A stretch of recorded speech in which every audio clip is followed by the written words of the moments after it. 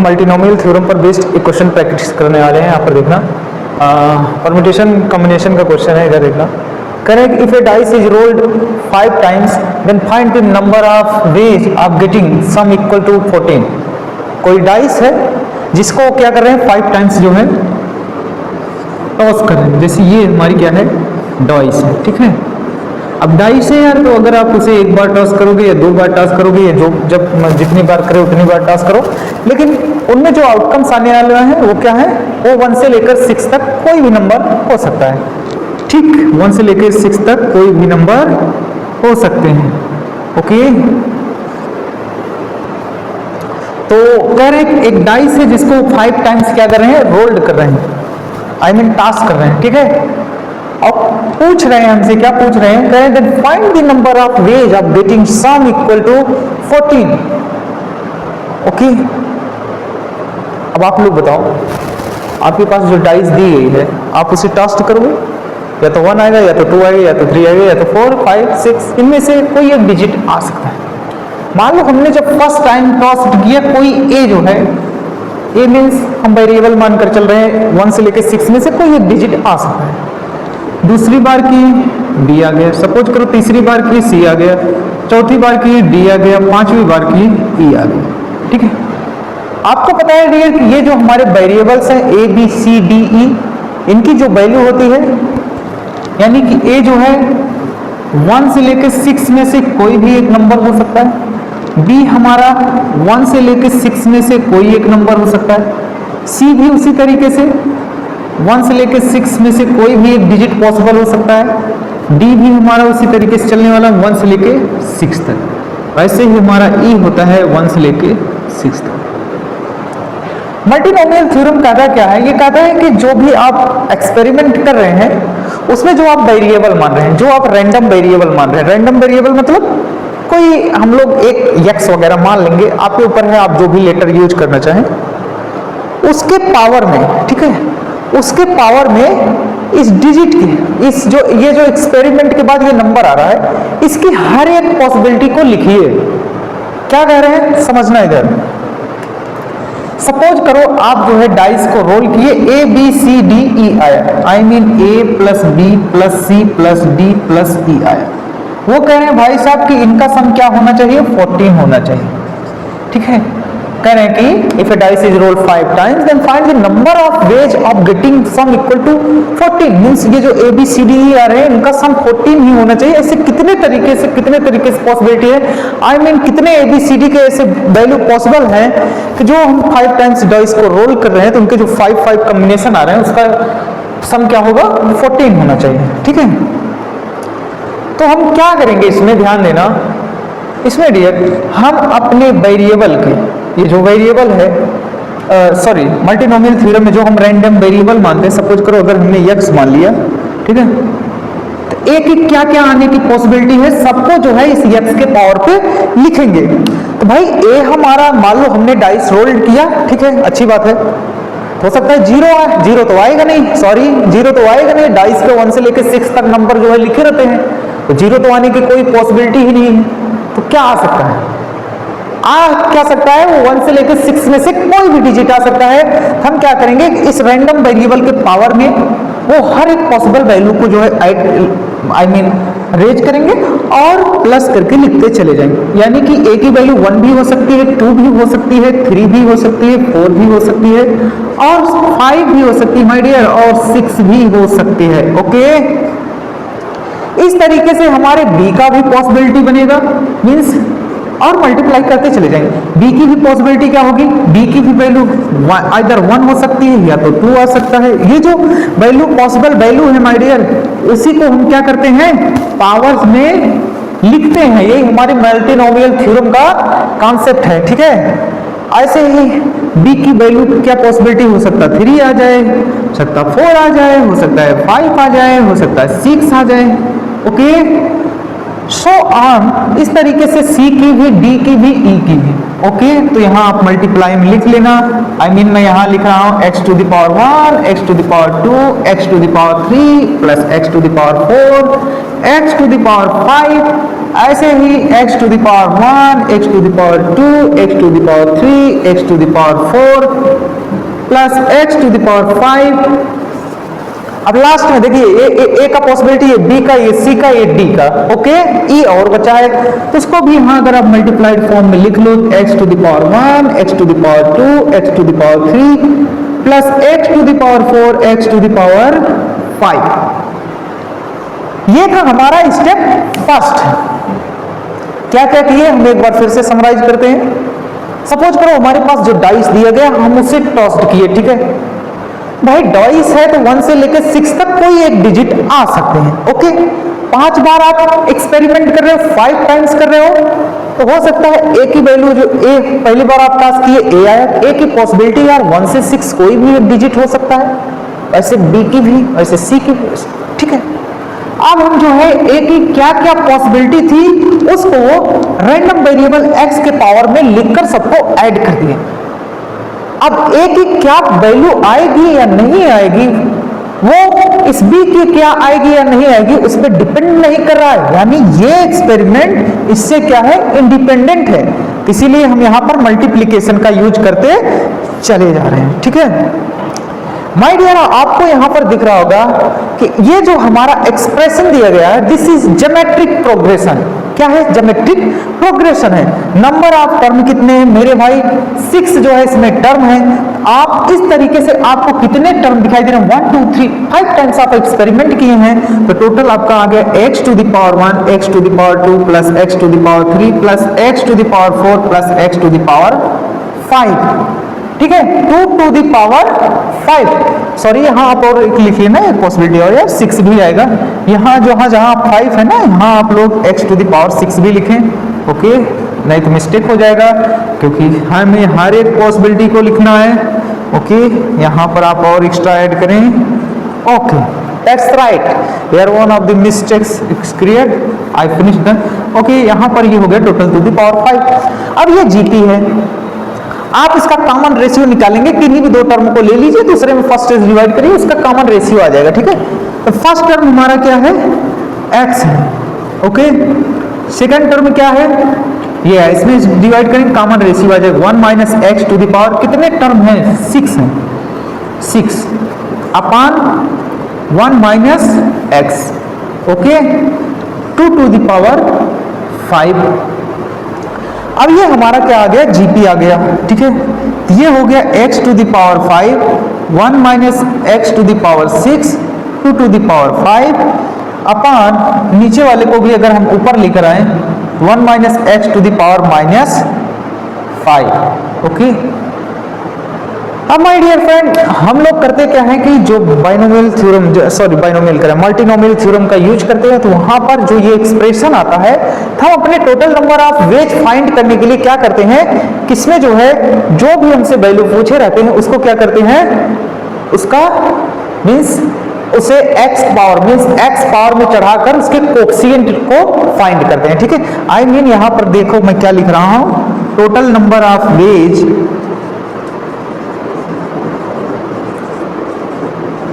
equals to coefficient of x to the power 14 in x to the power 5 into 1 minus x to the power 6 to the power 5 multiplied with 1 minus x 2 to the power minus 5. My dear friend, here we have necessity to find the x to the power 14 of the coefficient, हमें यहाँ पर x to the power 14 का coefficient find कर लेना है, जो भी आएगा वही हमारा टोटल नंबर ऑफ वेज होगा, ठीक है। तो आइए हम लोग जो है इसे आगे एक्सपेंड करते हैं, इसे थोड़ा इरेज करते हैं, okay. Now my dear friend, हम अगर इसमें से x टू द पावर 14 का कोएफिशिएंट फाइंड करेंगे तो वही हमारा टोटल नंबर ऑफ वेज होगा। जब हम अपने डाइस को 5 टाइम्स टॉस्ड करेंगे तो जो वैल्यू आएंगे उनका सम क्या होगा, इक्वल टू 14 होगा, okay. Now listen carefully, okay dear, please listen carefully. आप हमें बताओ, हमें किसका कोएफिशिएंट फाइंड करना है, x टू द पावर 14 का। It's right, you also understand, if I remove from x to the power 5 from here, then only we have required to find the coefficient of x to the power 9 in this expression. Okay, because this x to the power 5 is helped to make it x to the power 14. If I remove from the x to the power 5 from this expression, then we have only requirement of coefficient of x to the power 9. मेरा कहने का मतलब ये है मेरे भाई साहब, अगर हम यहाँ पर से x टू द पावर 5 को रिमूव कर दें, ओके, रिमूव कर दें, देन यार we have requirement of only find the coefficient of x to the power 9. Okay, you know about x to the power 5 multiplied with x to the power 9 is equal to x to the power 14. Okay, please listen carefully. Now I am, if remove the x to the power 5, then we have requirement of to find the coefficient of x to the power 9 in the, now I remove it. Okay, here 1 minus x to the power 5 to the power 5, 1 minus x to the power minus 5. Now if I expand this term, okay, now after all we multiplied all this term by this term. Okay, now I expand this term by using the binomial theorem. Okay, हम यहाँ पर इसको जो है binomial theorem का use करके जो है इसको एक्सपेंड करते हैं, बाकी ये कोएफिशिएंट जो भी लिखा है इसको लिख दे रहे हैं of x to the power 9. Now I expand it, यहाँ क्या हो जाएगा 5c0 1 to the power 5 minus of x to the power 6 to the power 0 plus 5c1 1 to the power 4 minus of x to the power 6 to the power 1. Okay, now listen carefully my dear friend. 5c2 1 to the power 4 3, ये देखो 3 यहाँ कैसे आया, 5 minus 2. Okay, now minus of x to the power 6 to the power 2. Okay, that's right. You better understand what are I am saying that here. Please listen carefully my dear friend, please listen carefully. Now this is 5c3 1 to the power 2 minus of x to the power 6 to the power 3. Okay, that's right. Listen carefully and please listen carefully. Okay, now again we use the 5c4, that is our binomial coefficient. 5c4 to the power 1 to the power 1. Now minus of x to the power 6 my dear, here power will be, I mean what is here, please listen carefully. Okay, 2 to the power 4. Okay, now 5c5 1 to the power 0 minus of x to the power 6 to the power 5.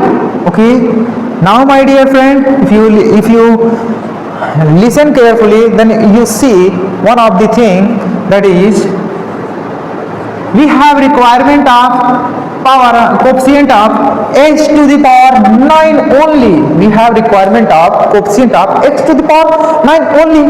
Okay, if more than degrees from the 9, अगर 9 से ज्यादा कोई degree वाले term होंगे तो हम क्या करेंगे, उसको डिलीट कर देंगे. आप बताइए this 5 multiplied with this 6, how many powers 5? देखो, if you remove this bracket, this 5 is enter in this bracket. Now this power and this power will be multiplied. 5 into 6 30. Oh my god, no requirement of power 30, no requirement of coefficient of x to the power 30. We have only requirement of x to the power 9 only. Now I delete this term, okay. Now also 6 into 4 24, no requirement of coefficient of x to the power 24, only requirement of coefficient of x to the power 9. If now delete this term also. Okay, 6 into 3 18. Oh my god, no requirement, delete. 6 into 2 12. Oh my god, no requirement. Yeah, only we have requirement of x to the power 9. Now here dear, only left x to the power 6. Now overall, please listen here, coefficient of x to the power 9. Okay, the value of 5c0 is 1, 1 to the power 5 is 1. Any variable to the power 0 will be 1. Now here only 1. Okay, that's fine, my dear friend. 5c1 value is 5. 1 to the power 4 is 1. Now minus of x to the power 6 to the power 1 is minus of x to the power 6. Here 5, I mean this is minus of 5 x to the power 6. That's right. Okay, listen carefully, my dear friend, listen carefully. This is very easy problem, but if you don't listen carefully, then you feel a fear from the multinomial theorem, no doubt. Okay, that's right here. Now if you multiplied this term in each separate term, okay, then what will be coefficient of x to the power 9? If you multiply this term here, this will be 1 minus x to the power 5. Now here minus 5 into x to the power 6 multiplied with 1 minus x to the power 5 minus 5. Okay, that's right, my dear friend, that's right. Okay, now please note it and I am delete it. Okay, dear friend, please listen here. We have requirement of coefficient of x to the power 9, but here x to the power 6 is already present. यहाँ x to the power 6 already present है, means हमें अभी यहाँ पर कितने power का coefficient चाहिए? Only x to the power 3 का. तो ये हमारा क्वेश्चन कुछ इस तरीके से कन्वर्ट हो जाएगा. I mean coefficient of x to the power 9 in 1 minus x to the power minus 5, and my dear friend, now I delete this x to the power 6. Only you have requirement of coefficient of x to the power x to the power 3. Okay, minus coefficient of x to the power 3 in 5 x to the power, अब इसे हम delete कर दिए हैं, 1 minus x to the power minus 5. Now here you use the general multinomial binomial, if you want coefficient of x to the power r in 1 minus x to the power n, then this is n plus r minus 1 c r. This is the formula, my dear friend, note down it. Now here we have requirement of x to the power minus x to the power 9 in this term coefficient. Here we have requirement of the coefficient of x to the power 9. Now we use the formula here, x to the power r, this is n. Okay, now we use here, this is n, please, this is n. Okay, now please listen carefully, my dear friend. Idhar dekhna, means here 5 plus 9 minus 1, okay, c r, this is r.